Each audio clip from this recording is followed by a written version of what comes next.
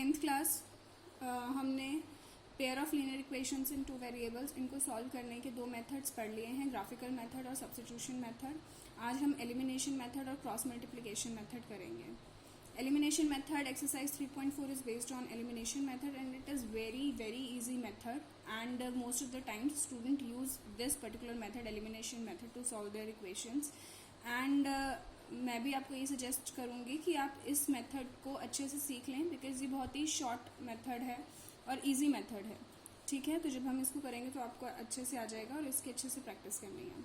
Exercise 3.4 का question number 1 है। इसमें कुछ इक्वेशंस दे रखी हैं, 4 इक्वेशंस दे रखी हैं, 4 सेट ऑफ इक्वेशंस दे रखी हैं हमें और हमें उनको सॉल्व करना है। सॉल्व करना मीन्स हमें वेरिएबल की वैल्यू फाइंड करनी है।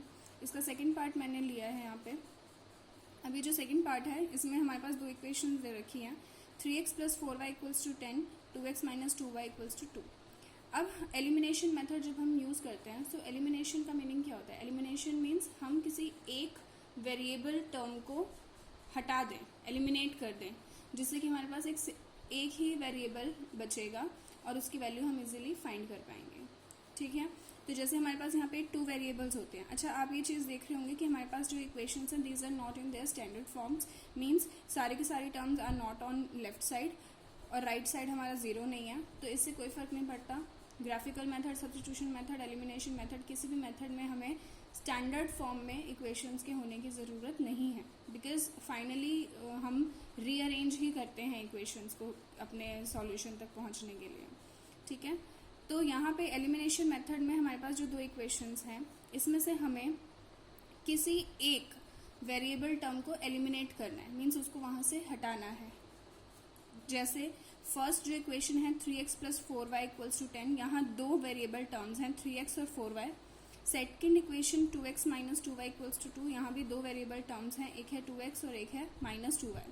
तो यहाँ भी हमारे पास दो टर्म्स हैं। हमें किसी भी तरीके से या तो x वाली टर्म्स को कैंसिल कर देना है या y वाली टर्म्स को कैंसिल कर देना है, दोनों इक्वेशंस की। ठीक है, तो हम ये कैसे करेंगे? हम क्या करेंगे, हम दोनों टर्म्स को किसी तरीके से सेम कर देते हैं। फॉर एग्जाम्पल सपोज यहाँ पे 4y है, यहाँ -2y है, तो मैं क्या कर सकती हूँ, मैं अगर इस सेकेंड इक्वेशन को 2 से मल्टीप्लाई कर दूँ बोथ साइड्स, तो यहाँ पे मेरे पास 4y आ जाएगा। ठीक है, तो मुझे किसी भी तरीके से जो वेरिएबल है उसका जो कोफिशिएंट है अगर उनको मैं सेम कर दूं तो मैं उन टर्म्स को कैंसिल कर सकती हूँ। कैसे, अब वो देखते हैं। पहले हम इनका नाम दे देते हैं, इक्वेशन 1 एंड इक्वेशन 2। अब मैं क्या लिख रही हूँ कि मल्टीप्लाइंग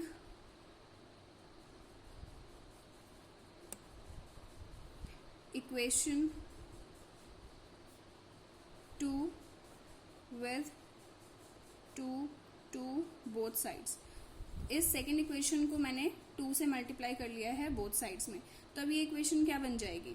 ये बन जाएगी 4x - 4y = 4।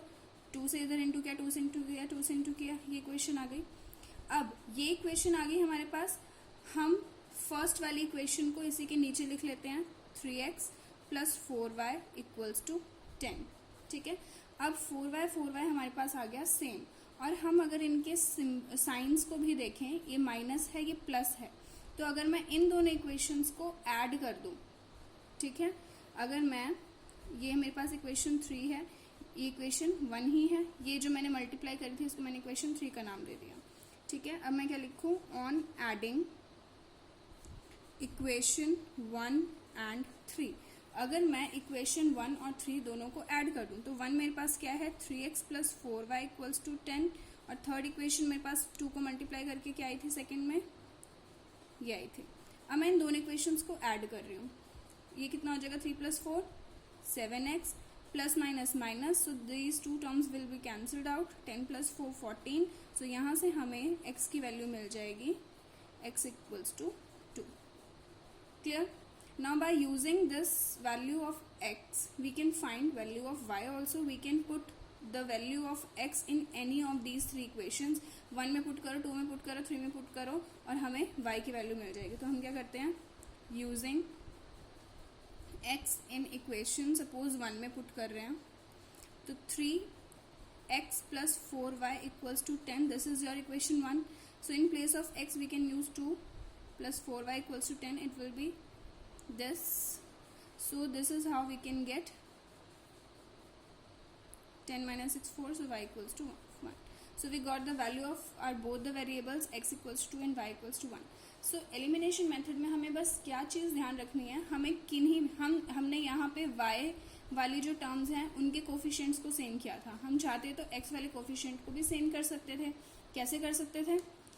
हम यहाँ पे 3 है, यहाँ 2 है, तो इस इक्वेशन को हम 2 से मल्टीप्लाई कर देते, तो 3 2 ज़ा 6 हो जाता. और सेकंड वाली इक्वेशन को हम 3 से इंटू कर देते, तो 2 3 ज़ा 6 हो जाता. तो दोनों 6x हो जाते. ठीक है. इसका एक और पार्ट सॉल्व करके देखते हैं हम लोग. ये है fourth part, x upon 2 plus 2y upon 3 minus 1 x minus y upon 3 equals to 3. ठीक है. अब हमें किन्हीं भी कोफिशिएंट्स को सेम करना है. ठीक है. अब आपको साफ साफ यहाँ नज़र आ रहा है कि हम अगर ये 2y अपॉन 3 है और ये सिर्फ y अपॉन 3 है, तो अगर हम अपनी इक्वेशन 2 को, this is equation 1, this is equation 2, equation 2 को 2 से मल्टीप्लाई कर दें तो दोनों टर्म्स हमारी सेम हो जाएंगी. ठीक है. या फिर आप चाहो x वालों को भी सेम कर सकते हो. क्या कर सकते हो? आप सेकेंड इक्वेशन को 2 से डिवाइड कर दो, तो 2 से डिवाइड होकर अपॉन में 2 आ जाएगा. या फिर फर्स्ट इक्वेशन को 2 से इंटू कर दो, तो ये 2 और 2 कैंसिल हो जाएगा. अब इससे सेकंड वाले पार्ट में मैंने आपको y वाली टर्म सेम करके बताई थी, इस वाले पार्ट में मैं आपको x वाली टर्म सेम करके बता देती हूँ. तो x वाली टर्म्स कैसे सेम हो जाएंगी? अगर मैं इक्वेशन 1 को 2 से इंटू कर दूँ, मल्टीप्लाई कर दूँ, so multiplying equation 1 with 2 to both sides, दोनों साइड में 2 से इंटू कर दूँ, तो ये मेरे पास 2 से इंटू जब हो जाएगा तो 2 2 कैंसिल हो जाएगा, तो ये आ जाएगा x प्लस ये 2 2 ज़ा 4y अपॉन 3, ये हो जाएगा -2. Now this is your equation 3. अब मैं क्या करूँ, इसी के नीचे अपनी इक्वेशन 2 को लिख देती हूँ. ठीक है. तो इक्वेशन 1 से आया था, मेरे पास जो दूसरी इक्वेशन है वो ये है. ठीक है. This is my equation 1. अब मैं क्या करूँ? अब मुझे सेम मेरे पास कौन सी टर्म्स आ गई हैं? x वाली. अब मैं अगर इनको ऐड कर देती हूँ, तो ऐड करने पे क्या होगा, ये प्लस और ये प्लस प्लस प्लस प्लस होके ये 2x आ जाएगा, ये कैंसिल नहीं होगा, है ना. तो मुझे क्या करना पड़ेगा, यहाँ पे मुझे इन दोनों को सब्ट्रैक्ट करना पड़ेगा.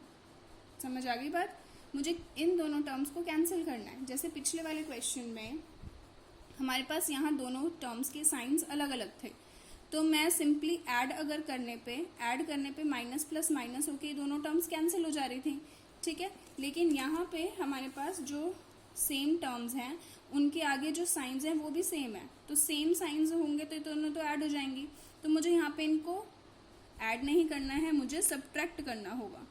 On subtracting equation 3 from 1, equation 3 को इक्वेशन 1 में से सब्ट्रैक्ट कर देते हैं. तो इक्वेशन 1 क्या है? x minus y upon 3 equals to 3, and equation 3 क्या है? x plus 4y upon 3 equals to -2. अब इनको सब्ट्रैक्ट कर दो. अगर सब्ट्रैक्ट करेंगे तो साइन चेंज हो जाएंगे, ये माइनस हो जाएगा, ये माइनस हो जाएगा, ये प्लस हो जाएगा, cancel. Now minus minus plus, यानी कि आप चाहो तो इसको रफ में करके देख लो, मैं यहीं आपको करके बता देती हूँ. जैसे ये था minus y upon 3 minus 4y upon 3, ये प्लस प्लस प्लस 3 इंटू 5. इसको सॉल्व अगर हम करेंगे तो ये आ जाएगा हमारे पास minus minus plus minus 5y upon 3 equals to 5. ठीक है. तो यहाँ से y की वैल्यू आ जाएगी 3 इंटू 5 अपॉन 5 माइनस में, और y आ गया हमारे पास -3. ठीक है. तो यहाँ पे हमारे पास एक वेरिएबल y की वैल्यू आ गई है. ठीक है. तो आपने ये चीज़ ध्यान रखनी है कि हमने जो भी टर्म सेम करी है उनको हमें कैंसिल करना है. कैंसिल करने के लिए हम सब्ट्रैक्ट भी कर सकते हैं और ऐड भी कर सकते हैं, डिपेंडिंग अपॉन द साइंस. अगर उनके साइन सेम है तो हमें सब्ट्रैक्ट करना पड़ेगा, अगर साइन अलग अलग है तो हम सिंपली ऐड कर देंगे. अब यूजिंग y इन इक्वेशन, किसी भी इक्वेशन में आप यूज़ कर लो, सपोज 1 में यूज़ कर लेते हैं, तो x upon 2 plus 2 into -3 upon 3 equals to -1, this cancel, x upon 2 -2 equals to -1, यह आ जाएगा x -4 इक्वल्स टू -2, एलसीएम लेके x equals to -2 plus 4, x equals to 2, यहाँ से x की वैल्यू आ गई 2। So this is very simple method, इसकी बार बार प्रैक्टिस करनी है ताकि आपको अच्छे से आ जाए। अब हम वर्ड प्रॉब्लम ले लेते हैं, क्वेश्चन नंबर 2। क्वेश्चन नंबर 2 जो है इसमें हमें 5 वर्ड प्रॉब्लम्स दे रखी हैं। फर्स्ट वाली आपकी फ्रैक्शन वाली है जो मैं पहले बता चुकी हूँ, इसमें आपको खुद बनानी है इक्वेशंस। सेकेंड वाली ईयर्स वाली है, एज वाली है, ये भी मैं बता चुकी हूँ। थर्ड वाली हम देख लेते हैं एक बारी, सम ऑफ डिजिट्स वाली, ये भी हम क्लास 9th में और 8th में कर चुके हैं, बट स्टिल एक बारी मैं आपको और बता देती हूँ। सी, और मैंने आपको बताया है इस चैप्टर के जो वर्ड प्रॉब्लम्स हैं वो बहुत इंपॉर्टेंट है। क्वेश्चन नंबर 2 का थर्ड पार्ट ध्यान से देखेंगे। The sum of the digits of a 2 digit number is 9। एक 2 डिजिट नंबर है और उस 2 डिजिट नंबर के जो डिजिट्स हैं उनका सम है 9। यानी कि सपोज कोई नंबर, सपोज नंबर है 36, ठीक है, तो 36 में 2 डिजिट्स कौन से हैं, 3 और 6, और उन दोनों का सम कितना है 9। इस तरीके से कोई भी नंबर है, वो 36 भी हो सकता है, वो 63 भी हो सकता है, वो 45 भी हो सकता है ना। Also 9 times this number is twice the number obtained by reversing the order of the digits, और इस डिजिट का 9 टाइम्स इक्वल है जो उन डिजिट्स को रिवर्स करके आएगा उसके, फाइंड द नंबर। अब ये जो रिवर्स वाले क्वेश्चंस होते हैं ये हमने 8th क्लास में भी करे हैं। इसमें मैंने आपको बताया था कि ये 5-6 लाइंस हैं जो आपको लिखनी ही लिखनी है अपने क्वेश्चन में। अगर आपका क्वेश्चन 2 डिजिट नंबर वाला आता है, यानी इस तरीके का अगर क्वेश्चन आता है 2 digit number, reverse number, original number, तो ये लाइंस आपको लिखनी ही लिखनी है अपने क्वेश्चन के स्टार्टिंग में। हम पहले हमें जो नंबर फाइंड करना है, हम उसके लिए x और y वेरिएबल डिनोट अपना रख लेते हैं। तो हमें मान लेते हैं कि कोई जो 2 डिजिट नंबर है उसके यूनिट प्लेस पे जो डिजिट है वो x है और 10th प्लेस पे जो डिजिट है वो y है। तो नंबर क्या बन जाएगा, ये मैंने आपको बताया था, सिखाया था कि 10th प्लेस पे जो नंबर होता है उसको 10 से इंटू करते हैं, तो यह आ जाएगा 10y, प्लस जो 1st प्लेस पे नंबर होता है उसको हम 1 से इंटू करते हैं, यानी कि 1x या 1x, तो हमारे पास जो नंबर आता है वो 10y प्लस x। यही एक्सपेंडेड फॉर्म ऐसे ही तो लिखते हैं हम, जो 10th प्लेस पे उसको 10 से इंटू, जो 1st प्लेस पे उसको 1 से इंटू, ये एक्सपेंडेड फॉर्म में हमारा जो नंबर है वो ये आ जाएगा, ठीक है। अब रिवर्स अगर हम करते हैं डिजिट्स को, ऑन रिवर्सिंग, रिवर्स अगर हम करेंगे तो यूनिट प्लेस पे जो डिजिट है वो y हो जाएगा, जो कि पहले 10th प्लेस पे था, और 10th प्लेस पे जो यूनिट प्लेस पे x था वो अब 10th प्लेस पे x हो जाएगा। तो अब रिवर्स नंबर क्या बनेगा, 10th प्लेस पे x है तो ये 10x, प्लस यूनिट प्लेस पे y है तो प्लस y, ठीक है।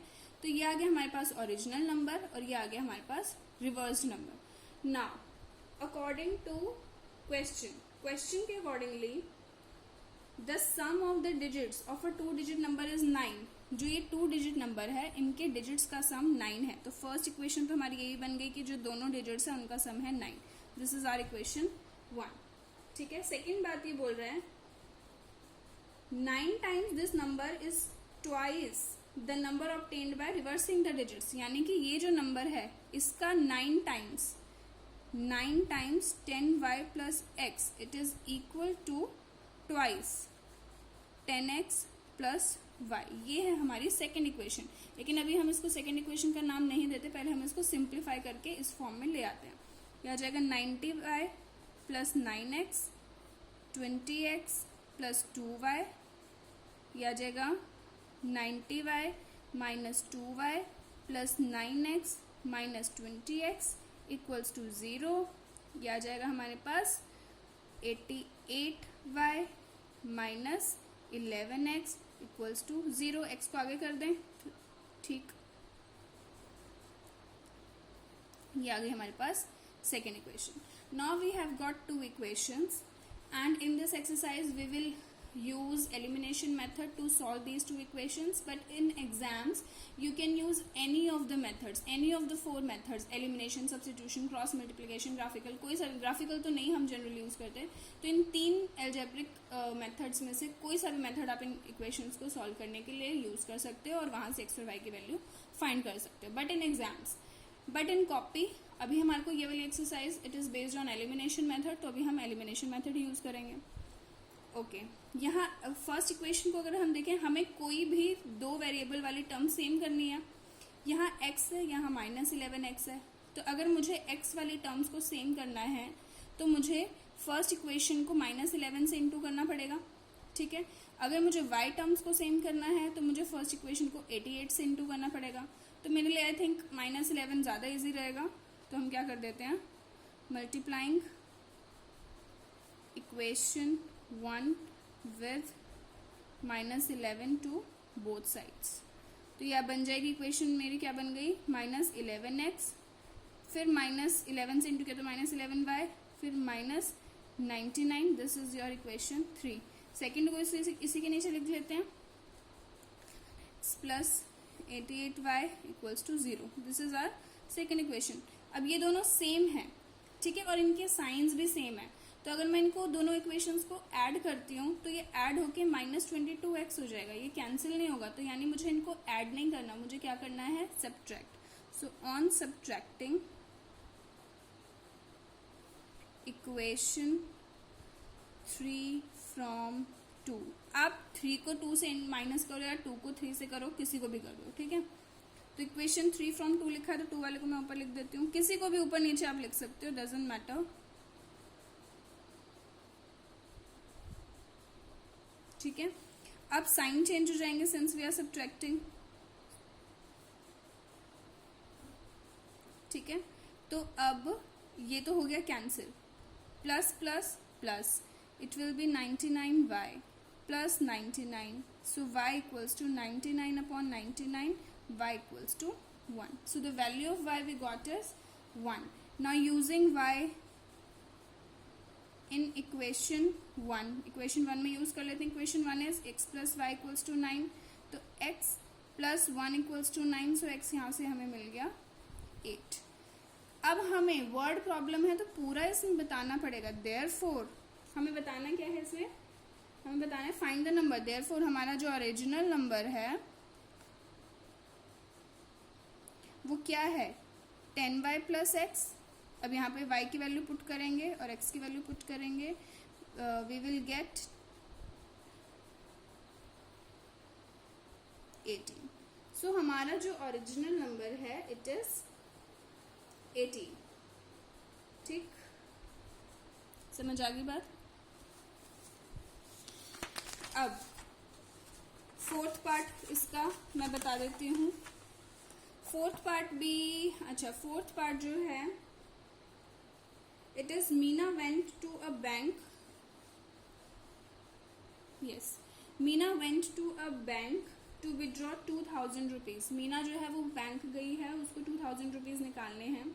She asked the cashier to give her ₹50 and ₹100 notes only. उसने कैशियर को बोला कि मुझे सिर्फ 50 और 100 रुपीज के नोट्स देना. मीना को टोटल 25 नोट्स मिले हैं. ठीक है. तो हमें ये बताना है कि उसको 50 रुपीज़ के कितने नोट्स मिले हैं और 100 रुपीज़ के कितने नोट्स मिले हैं. जो चीज़ हमें फाइंड करनी है उसको हमें वेरिएबल मान लेना है. तो हमने मान लिया कि मीना को 50 रुपीज़ के x नोट्स मिले हैं और 100 रुपीज़ के y नोट्स मिले हैं.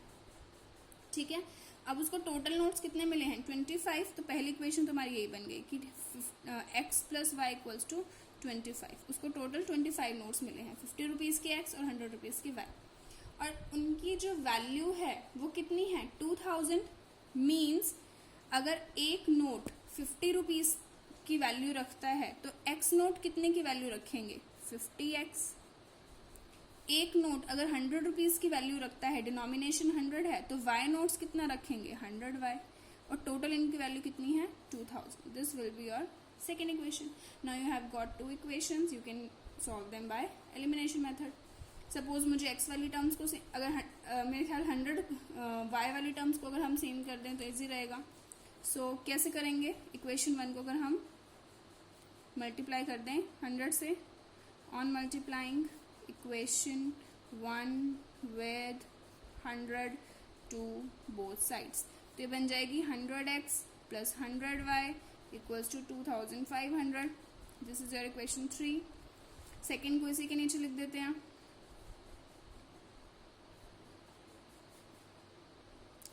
अब इन साइन सेम है तो मुझे क्या करना पड़ेगा? Subtract on subtracting equation 3 from equation 2. आप किसी को भी 2 को 3 से, 3 को 2 से, किसी को भी सब्ट्रैक्ट कर सकते हैं. तो आ जाएगा 50x plus 100y equals to 2000. 100x plus 100y equals to 2500. Subtract करेंगे, साइन चेंज, ये आ जाएगा minus 50x, cancel, minus 500, minus minus cancel, x equals to 500 upon 50, यानी x इक्वल्स टू 10. ठीक है, 50 रुपीज़ के कितने नोट्स हैं? 10. और y फाइंड करना है using y in equation 1. So x plus y equals to 25, ये है इक्वेशन 1. x की जगह पे 10 plus y equals to 25, so we got y equals to 15. यानी कि 100 रुपीज़ के कितने नोट्स हैं? 15. और हमें यहाँ वर्ड्स में लिखना है therefore Meena received ₹50 notes equals to 10 and ₹100 notes equals to 15. ठीक है. फिफ्थ वाला जो है वो वैसा ही है जैसा टैक्सी वाला क्वेश्चन हमने किया था. यहाँ पे क्या, एक लाइब्रेरी है जो बुक्स जब रिटर्न लेती है तो लेट चार्जेस में x रुपीज़ तो फिक्स्ड है ही. x रुपीज़ तो फिक्स चार्जेस मतलब फिक्स्ड चार्ज लेती है एक, और एक चार्जेस वो पर डे के हिसाब से लेती है. तो बताइए वो कितना कितना है. तो हमने मान लिया फिक्स चार्ज x रुपीज़ है, पर डे के चार्जेस y हैं. अब इस क्वेश्चन में बोला है a lending library has a fixed charge for first 3 days and an additional charge for each day thereafter. यानी कि फिक्स्ड चार्ज जो 3 दिन के लिए हैं वो तो x है, ठीक है, और बाकी के दिनों के लिए y है. समझ में आ गई बात? हर दिन के लिए y है. अब Sarita paid ₹27 for a book kept for 7 days. अब उसने जो 7 days के लिए बुक रखी उसके लिए उसको कितना पे करना पड़ा? 27. अब 7 में से 3 दिन के तो फिक्स्ड चार्जेस हैं, वो तो उसको देने ही देने हैं. बाकी के कितने दिन बचे? 4 दिन बचे. उसमें वो हर दिन के y रुपीज़ देगी, तो प्लस 4y. टोटल कितने रुपीज़ दिए उसने? 27. This is your equation 1. फिर उसके बाद while Suzy paid ₹21 for the book she kept for 5 days. 5 days के लिए उसने 21 रुपीज़ दिए. तो फिर 3 दिन के लिए तो उसने x दिए ही होंगे, बाकी के 2 दिन के लिए उसने y दिए होंगे, और टोटल दिए उसने 21. अब ये दोनों इक्वेशंस आ गई हैं, इनको एलिमिनेशन मेथड से सॉल्व कर देना. इसमें तो ऑलरेडी हमारे पास x सेम है, तो इसमें तो हमें कुछ सोचने की जरूरत नहीं है. कुछ